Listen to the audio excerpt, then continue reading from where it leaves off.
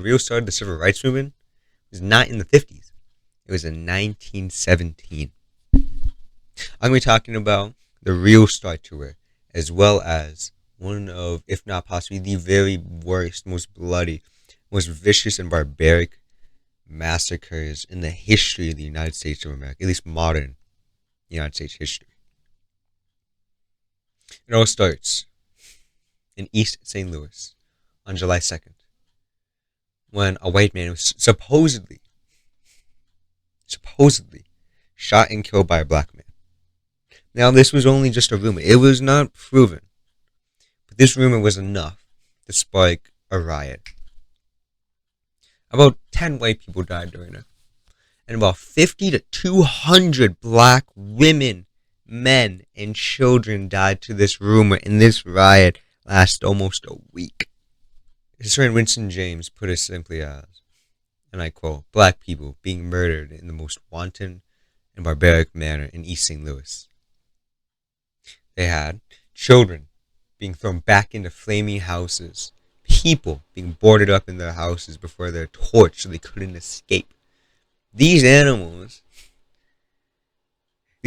were burning down houses, but not just burning them down, not just burning down the things in them. They were making sure that they killed the people in them too. They made sure to cook them alive. Not even just the adults, but the children too. They'd throw these babies into the fire. They'd throw babies into the fire.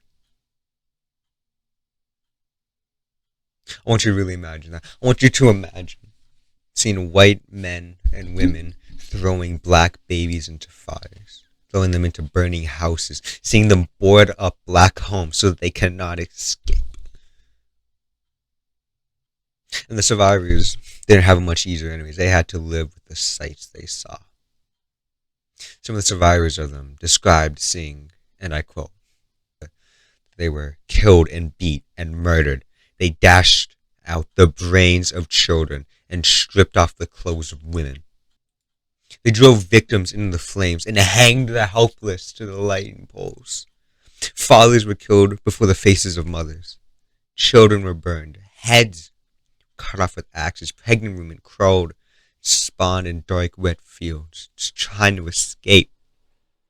Imagine this. An absolute war zone, seeing people's heads being chopped off. Literally seeing heads roll in the streets with blood dripping everywhere. Children burning alive, screaming for their mamas. And they weren't just sitting idly by, no, they were actively participating in it. These animals were the ones doing it. They instigated it.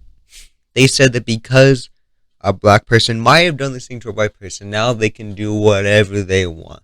This is just out of Germany. This is just like the Night of Broken Glass. There's one person, even assuming they actually did it, assume that they actually killed him. One member of the marginalized groups kills or hurts a member of the reigning class. So they kill, they ravage, they burn, they loot, they do whatever they want. Because if you say that someone attacked you first, that means that you can do whatever you want to them. It's revenge. It's justice. It's doing what's right. That's how they would rationalize it. They say it's the right thing to do. But how did they respond? How did the survivors and people in other parts of the country respond? They did not respond by killing these people who did it, because if they did, they'd also be killed. They didn't go to the police because they couldn't. The police were likely the ones that instigated it, like in who helped with it, like in Tulsa, like in Elaine, like in Springfield. So they did what was right. They didn't do what the white men did. They peacefully united. 10,000 black people marched in New York City's Fifth Avenue on July 28th of 1917. The NAACP organized what's called the Silent Protest. This is where the civil rights movement really started. This is where the very inception of it started. It was here. Not physically here, but here.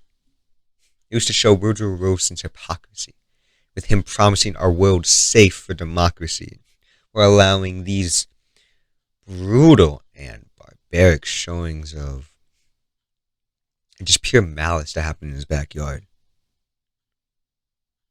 His inaction gave permission to these people to continue to do it. That's why we have the Red Summer. That's why we have Bloody Sunday. That's why we have Tulsa. That's how we have all of these massacres that all happened within a few years of each other. As well as this protest showed that it was not just the South. Lynchings weren't exclusive to the South. These racist, these vile insurrections weren't just in the South. They were in the North too. They were in Chicago. They were in Washington. They were all across the country. Everywhere. In our homes, in our states, in our cities, in our backyards. We can't forget this. We cannot also forget how similar and how the fact that Germany did base lots of the way they are off of our South. And we never really got rid of the South. We never had this time where we tried to abolish it. We never had a big crackdown on it.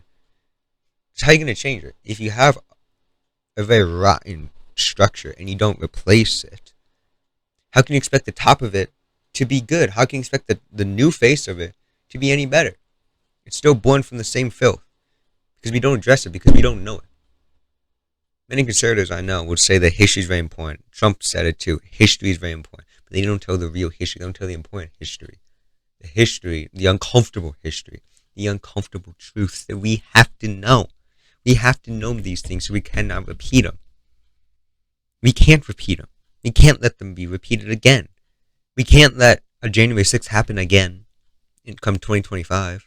We can't let something worse happen. We need to learn about our past so that we can know and so that we can make our future.